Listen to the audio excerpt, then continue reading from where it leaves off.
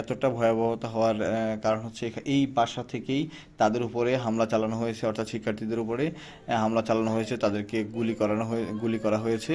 তারা এই বিষয়টা আমাদেরকে বলেছে। আমরা দেখতে পাচ্ছি যে এই টিপুর বাসার পাশে যারা ছিল তারা যে ক্ষতিগ্রস্ত হয়েছে তাদের কান্নাকাটি আমরা শুনতে পাচ্ছি।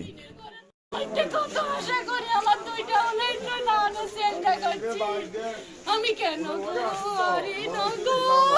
আমি কারো করে তো কিচ্ছু করি না, আমারে কি এরকম করছে, আমি কি করব? আমরা এইদিকে দেখতে পাচ্ছি যে সালাউদ্দিন টিপুর যে গাড়িটি আছে সেই গাড়িটিকেও কিন্তু এখানে জ্বালিয়ে দেওয়া হয়েছে। তারপর আমরা আরো একটু কথা শুনতে চাই যিনি ক্ষতিগ্রস্ত হয়েছেন। আমার কি